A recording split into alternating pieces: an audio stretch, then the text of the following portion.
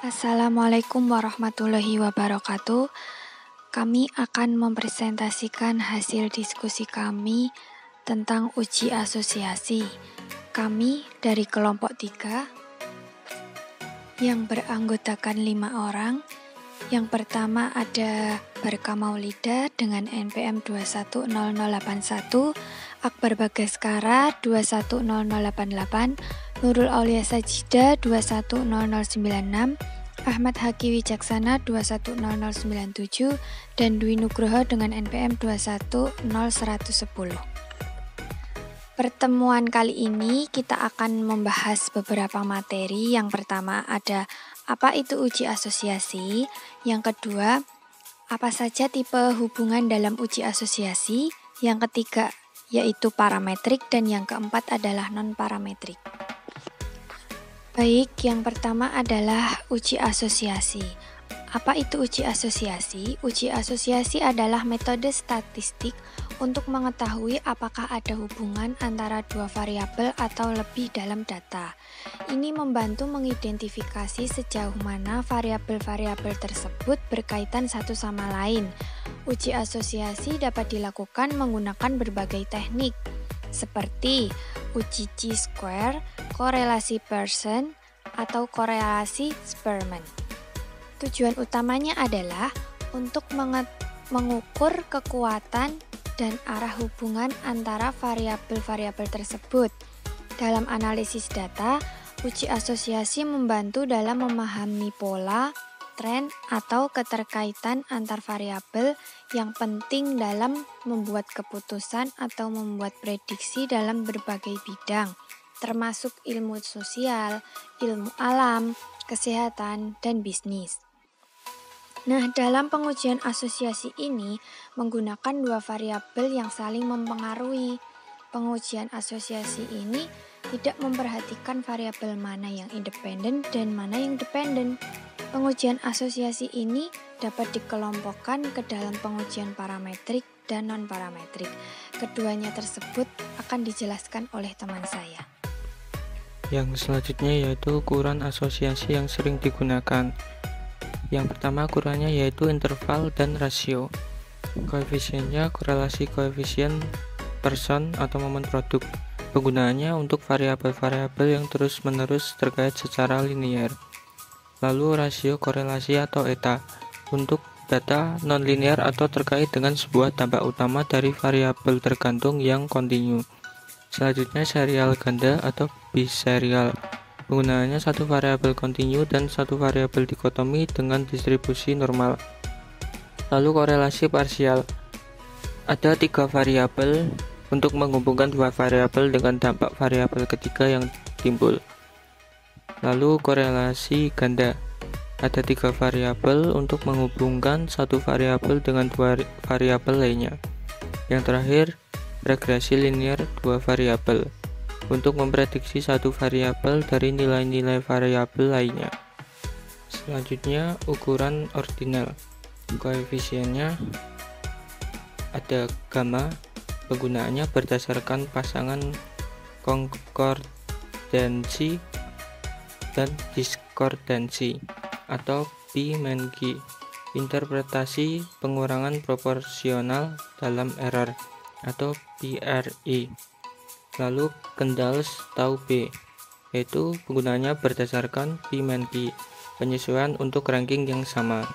Lalu Kendall's tau C, penggunaannya berdasarkan P-Menkyi, penyesuaian untuk dimensi-dimensi tabel.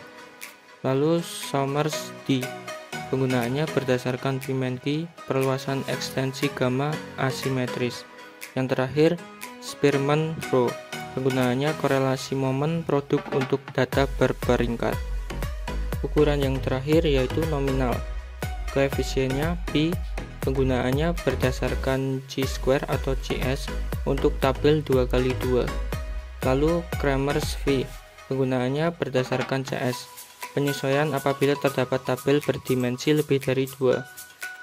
Lalu koefisien kemungkinan C, penggunaannya berdasarkan Cs, data fleksibel dan asumsi distribusi. Selanjutnya lambda, penggunaannya interpretasi berdasarkan PRI. Lalu Goodman and Kruskal tahu penggunanya berdasarkan PRI dengan penekanan pada marginal tabel.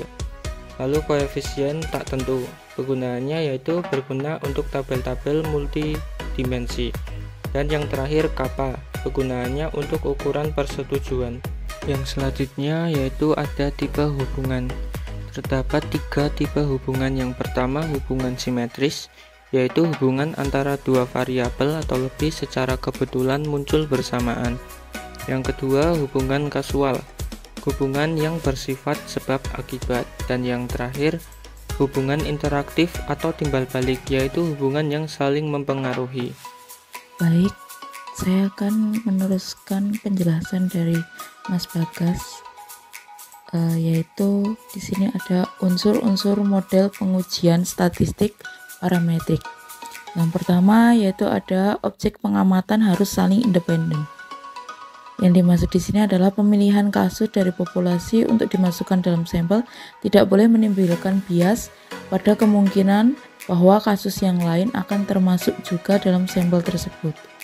Dan juga skor yang diberikan pada suatu kasus tidak boleh mempengaruhi skor yang diberikan kepada kasus lain.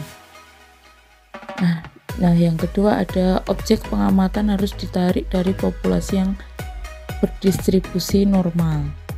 Yang ketiga yaitu populasi-populasi di mana objek pengamatan ditarik harus memiliki varian yang sama.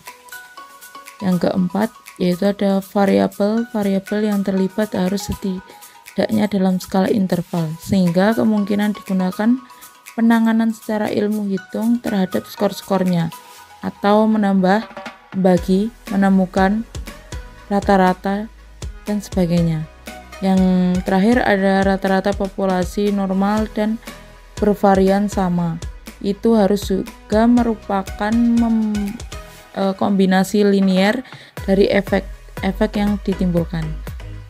Bisa diartikan efek-efek itu harus bersifat penjumlahan, khusus dalam analisis varian atau uji F. Yang selanjutnya yaitu ada pengujian asosiasi non-parametrik. Statistik non-parametrik yaitu statistik yang tidak memperhatikan nilai dari satu parameter, populasi atau lebih.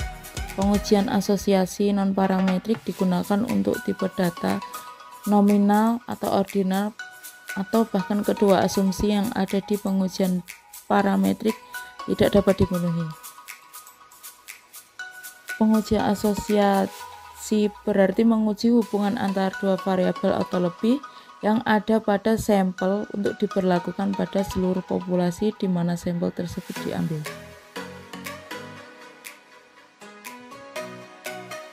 Unsur-unsur model pengujian statistik parametrik.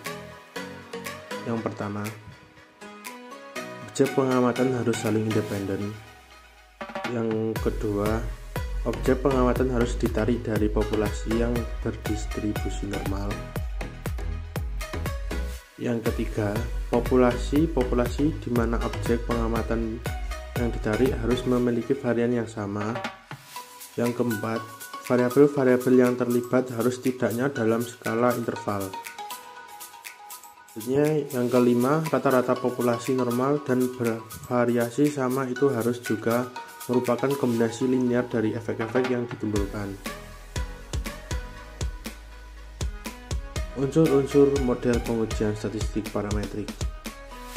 Yang pertama, objek pengamatan harus saling independen. Yang kedua, objek pengamatan harus ditarik dari populasi yang berdistribusi normal. Yang ketiga, populasi di mana objek pengamatan yang ditarik harus memiliki varian yang sama. Yang keempat, variabel-variabel yang terlibat harus tidaknya dalam skala interval. Yang kelima, rata-rata populasi normal dan bervariasi sama itu harus juga merupakan kombinasi linear dari efek-efek yang ditimbulkan. Pengujian asosiasi non-parametrik.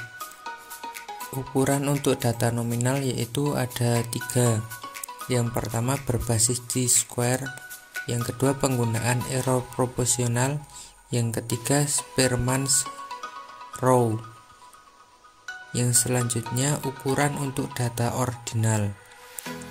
Yang pertama ada gamma, yang kedua Kendall's atau B atau C, yang ketiga Somers D.